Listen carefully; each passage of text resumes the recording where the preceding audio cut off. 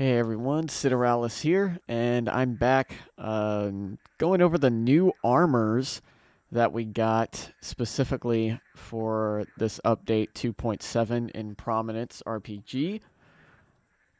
Um, these armors are actually quite interesting. They make for really good hybrid builds.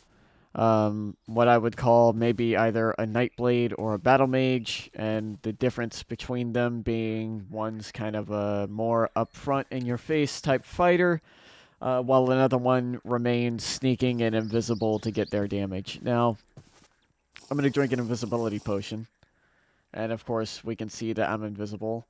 And since I'm using the ambush enchant on my gear, on my weapons, I get extra damage when I'm sneaking and invisible. And I only really have to make invisibility potions to make this happen, or I can wear an invisibility charm. But I prefer the charm of haste too, typically. But we're also going over some of these underutilized tomes.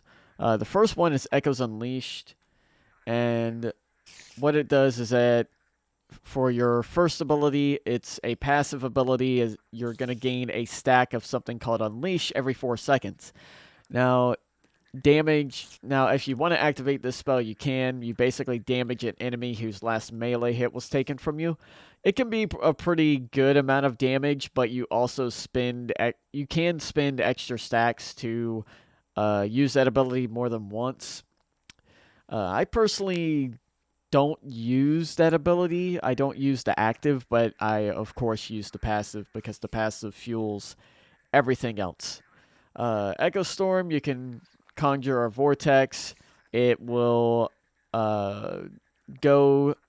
basically lock onto your target as long as you selected it when casting, and then you can deal a lot of damage every half second, and it goes on cooldown for 8 seconds, of course, unless you actually have an Unleash stack to spend. And at max stacks, which is 3, you can see here I have Unleash 3. I can actually send out, I believe, 4 of these total. So that can actually be a lot of damage at once. And then, of course, there's the Reverberating Ray, which it's basically the Warden's Sonic Beam. You can deal a bunch of damage to targets in a line, and then you can spin stacks of Unleash to uh, you know to unleash more of those reverberating rays, and they deal extra damage when you have those full Unleash stacks. But my main combo here is using, I believe it's the Echo Storm, sending out a bunch of those, and then actually using the Sonic Strike from the Crystal Cutlass. And I found this is like the main way to do this sort of combo. So this is how it works, and then I'm gonna go over like the build breakdown to show you why everything works the way it does. So doing the most damage heavily depends on getting a crit. So let's see if we crit first or not. We didn't crit first, but that's okay, because our damage is good anyway, because I crit later. So that was pretty good DPS, as you can tell, and you can kind of keep doing that because you gain Unleash stacks every 4 seconds. So now we're just waiting on Unleash stacks while I'm still doing damage. And, I can just move around and dodge whatever I need to. And then I have my Unleash stacks again. And then there we go. So it's a pretty good little combo I found. I'm going to see if I can try and hit the max, though. Here it is. Yeah, there it is. So I crit first, so my DPS counts as being more. So, yeah, it's a really good combo. The way everything works here is that, like all my magic sets, the boots from the robe, from the standard robe set, is going to be best for each element.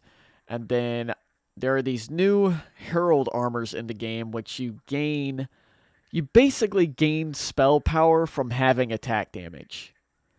And the enigmatic ones give arcane, and I'm wearing 2 of these. And they can't take Sunfire. They can only take Amplify Spell and Spell Volatility. But as we've seen, they don't need Sunfire. They actually do a lot on their own. And then I'm using the Mage Seeker hat for extra crit. But you can also use the helmet if you want to. It'll give you more reactive ward, which is basically absorption, which is the gold hearts. And they recharge over time, so if you want to be a little bit more tanky or whatever. But I do prefer having my crits. Sneaking and invisible with ambush, obviously. Then sharpness 5 actually fuels my attack damage even more, which helps my spell power. But you can also put spell power on blades as well. And then I have spell haste, so I can cast spells as quickly as possible. I have tried this with a claymore, and it's okay with a claymore. The only thing is I don't get sonic strike, so I'm not as safe. So I can send out these. And theoretically, with the Whirlwind ability, with jump critting, I can achieve more DPS.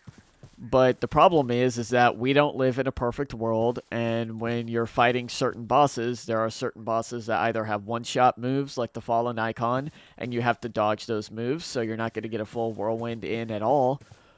Or you're basically not going to crit for as much, which hurts more with a heavier hitting weapon, really. And then there are some bosses that do one-shots no matter what, and you're going to have to adjust for that, and you're probably not going to be able to get Whirlwind off versus doing your Sonic Strike, which is much safer of an ability. And then I can just run away. Or I can run behind my target. But either way, I actually prefer the Sonic Strike from the Crystal Cutlass with this specific setup. So, how does my skill tree look? Well, my skill tree actually, no surprise, starts with attack damage. Starts with Rogue's Path. Goes and gets some attack damage nodes. Gets lethality because I have to get lethality. Even though I don't technically want it. Because magic penetrates armor anyway. But I get this other attack damage node here. And then that's only a means to an end. So I can get up to the magic area. And then it goes into the 2 fire nodes, which is fine because having more crit chance is always nice. And then I go up here. I go here just so I can get more arcane nodes. So I can get more critical damage and arcane power since this is our arcane build. And then I go up here, and then I get arcane archmage. And then for the rest of the build, because this is a 26-point build, I decide to get more arcane power as well as I get this little arcane node down here. And then going further on in the build, I would probably try and get more critical chance, just to up my critical chance. And then see if I can't get more attack damage so that I can fuel my power even more. And for the jewelry, I end up doing Ring of Omnipotence, but only one of them. And then I actually boost my attack damage because we cannot take Warrior's Devotion because that makes us lose all elemental spell power, which is no good. You won't even gain it from attack damage. You can't gain it from anything at that point. So I actually use a Ring of Fury to boost my attack damage. I use Broken Watch to make effects stay longer, but most importantly, I use Power Glove, which gives me more attack damage. And then this is the really important necklace. It's called Crystallized Omniscience, and it's basically an armor effect of on a necklace instead, and it gives you 3. And those 3 can be any 3. So you really are going to have to grind to try and get either 3 of the same element or 2 of the same element. because I have used one of the same element before, and that kind of feels bad. So getting at least 2 of the same element is ideal. The way you get crystallized omniscience is you can either craft it, and you can get Thread of Hopes from the Primordial Robes, which drops from the Magus boss in the Glass Ocean. But Magus also has a 50. It looks like. Oh, yeah, it looks like he has, I guess, 100%. Oh, no. It's saying 100% chance. I don't know why. But it looks like. Crystallized Omniscience or Ashes of the Stars drops like 50% of the time. Crystallized Omniscience is the one you want, so keep grinding until you reach the desired stats on your Crystallized Omniscience. I think the highest attack damage gained is Arcane Power, as well as for all the other elements, I think is 30%. So theoretically, you could find a 3 of the same element that gives you 30%, but that would be like a perfect one, but I don't think anyone's going to get that anytime soon. So I would settle for something like this, and then that would essentially be your build. So we have the fire version of this build, and I'm not going to show it, but it has a lot of DPS as well. And you can use the orb, but I prefer the Flaming Falcons, or Falchions. And the spellbook I prefer with that. I've tried using Phoenix Rites. It might be good in an AoE type scenario where there's a lot of mobs, but it's really not that great against bosses because it requires bosses to be, it requires your targets to be on fire to get the most damage out of it. And bosses, even though they can take damage from your fire spells, they cannot be lit on fire.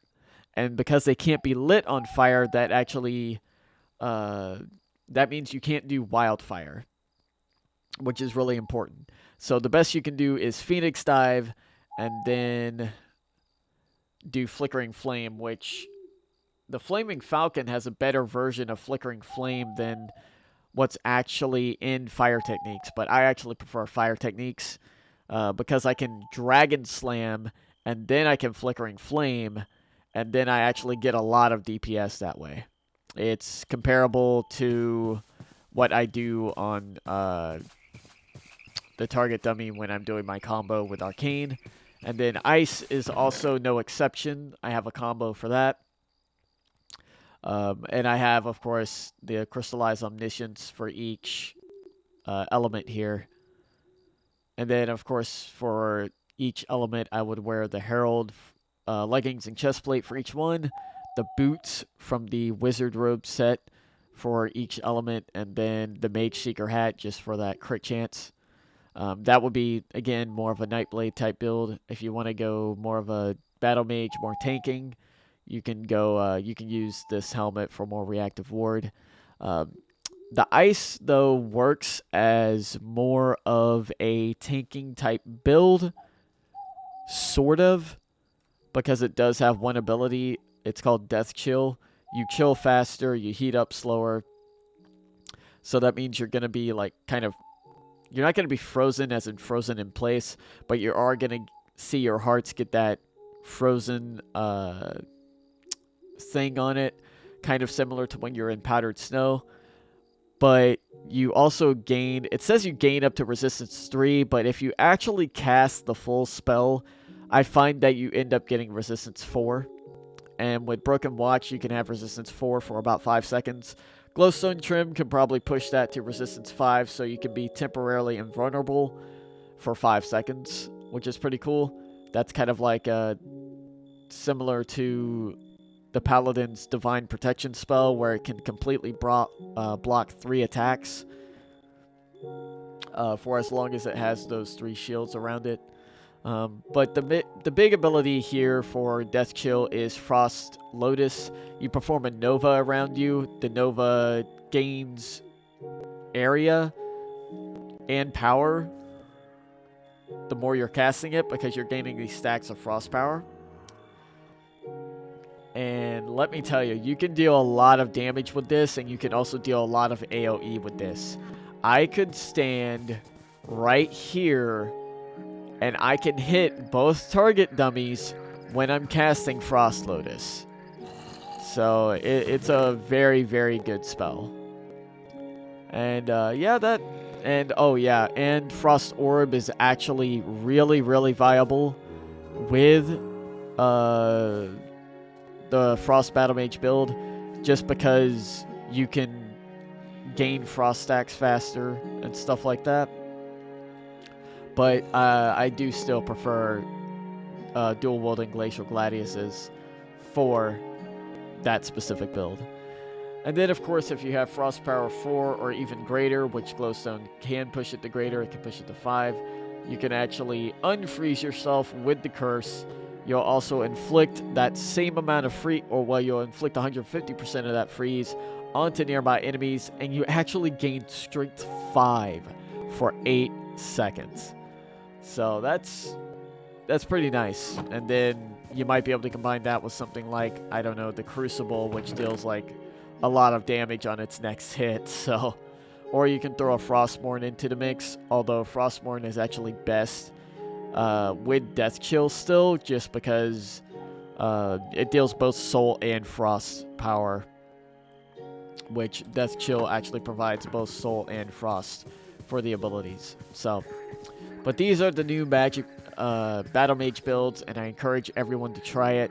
I encourage you to try either a Nightblade or a more tanky variation of these builds, maybe going the full Magister set. All the sets look wicked, and the Frost one comes with a cape on the back. You can kind of see it there, so that's pretty cool. Maybe they all come with a cape on the back. Let me see. Oh, I can't see the cape because I'm wearing a backpack, but yeah, it has a cape.